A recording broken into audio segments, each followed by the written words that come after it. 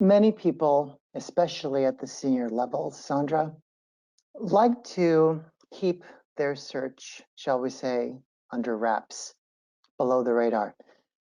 What would you recommend they start doing to get the word out, but with not a lot of noise and fanfare around it? What should they be thinking? Well, there's two ways to network. There's two ways to turn your network into a job. And that either happens on an inbound basis or it happens on an outbound basis. So either your network finds you or you find them. So if we were to talk about the inbound side of it for a minute, that is probably the most optimal way to go about a confidential job search, is to be optimized, to be found. And that happens all on LinkedIn, pretty much all on LinkedIn. I mean, there used to be, recruiters got skills, it got certified in something called AIRS, where they could learn how to hack Google and find certain people. I still remember being trained on how to dig up a spreadsheet of attendees from a conference. But now there's during COVID time, LinkedIn went from 600 million to 700 million members. And pretty much anybody, the attitude is that anybody worth finding is on LinkedIn. So if you're not optimized to be found, you're really missing out on probably the best thing that could happen to a confidential job seeker, because your network is finding you. You don't have to turn on the button that says I'm actively looking. And just to clarify that a little bit, I think you would know that if you're a confidential job searcher, you would not want the little badge on your LinkedIn icon that says open to work. Matter of fact, I would argue, and I'm just going to state that this is my opinion because we don't have any real statistics on it yet. My opinion is that having that, even if you are an active job seeker, could make you look a little bit like low-hanging fruit.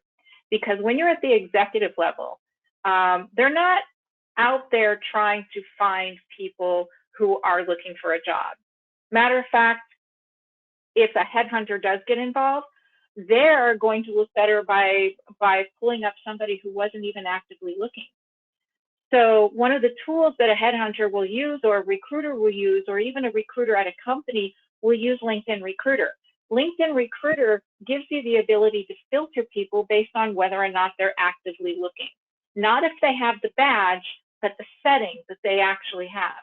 And if you, and your company will actually be blocked. So if a recruiter were to show me people who are actively looking, it would not actually give them returns from people from this company. So number one, you're safe for putting that setting, not the badge. But truth be told, at the executive level, when it comes to executive search, no one's searching particularly for people who are active. The higher hanging fruit is usually the better talent. So inbound is going to be your best tool. Now, on an outbound basis, when we talk about the actual verb of networking, and we run into this quite a bit because I ask people, I said, well, have you reached out to your network much? And the answer is, well, no, I don't want to let them know I'm looking.